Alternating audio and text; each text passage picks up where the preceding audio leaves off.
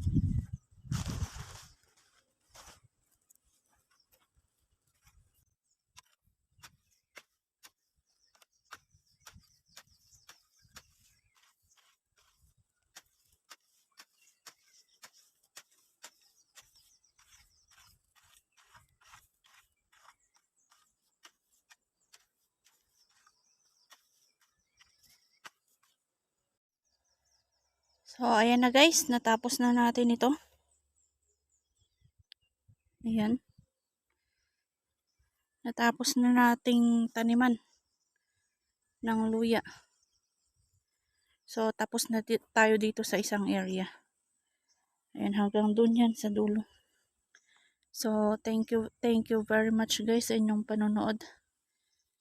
So ngayon guys ay medyo makulimlim. Ayan. Hindi maaraw ngayon.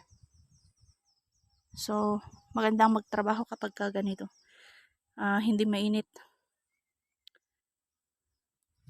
So dyan sa kabila guys ay luya ng tito ko. So dito ang pagitan namin. Ayan. Nauna siyang nagtanim nung March pa.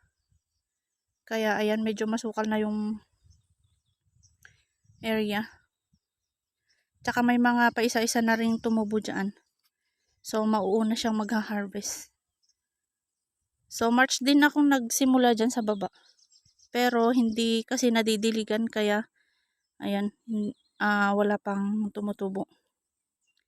Pero kung mapapansin nyo, ayan sa mga gilid-gilid, yan yung naaabot nung tubig na shower dyan. Kasi si tito ko ay nagsha-shower siya. Dinidiligan niya yung tanim niyang luya. Minsan umaabot dyan yung tubig. Kaya ayun tumubo yung mga damo. So ako kasi guys ay wala akong shower. Wala akong ganun. So, wala rin tayong hose na isi-set up dito. Kaya hindi tayo nagdidilig. So, hihintayin na lang natin ang ulan guys. Kasi yun naman talaga ang ginagawa namin. Kaming mga walang pandilig. Sahod ulan. Ang ibig sabihin nun guys ay hihintayin namin sa June. Yung tag-ulan. Kasi tag-ulan na ng June eh. So, nung isang araw, umulan dito. Kaya, noon lang din nadiligan itong ating luya. Minsan lang nadiligan yan. So, ayan guys. Thank you very much sa inyong panonood. So, bali merong tayong nasobrang isang sako dyan. Ayan. May konti pa dito. So, may nasobra tayong isang sako.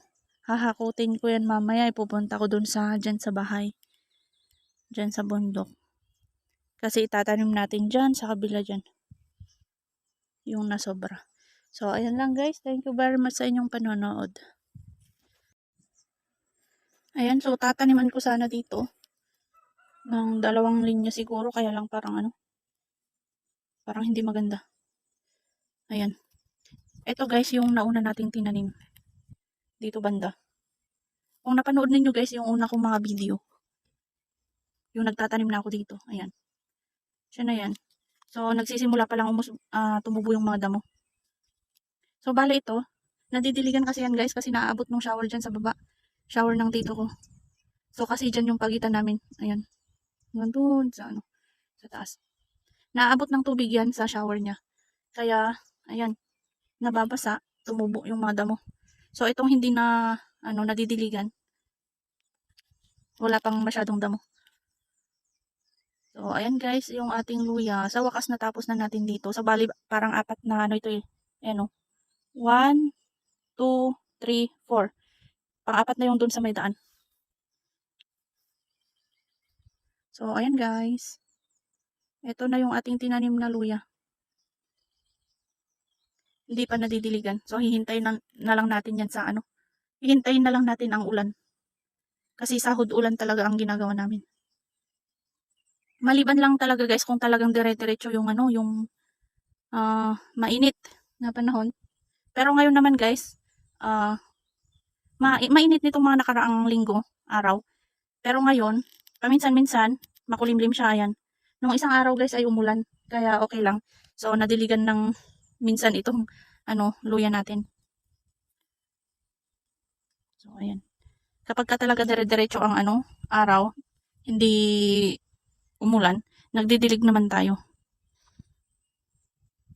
Ayan. So, yung tinanim natin dito guys ay dito natin na-harvest. Kung napanood ninyo guys, kung nakasubaybay po kayo sa ating mga upload na video, ayan, dito natin na-harvest yung tinanim natin. Dito banda. Yun, hanggang doon. So, yun ang tinanim natin dito. So, ngayon, ang binhi ko ngayon guys ay nasa, ilan ba? 18 na sako yung nilagay ko dito.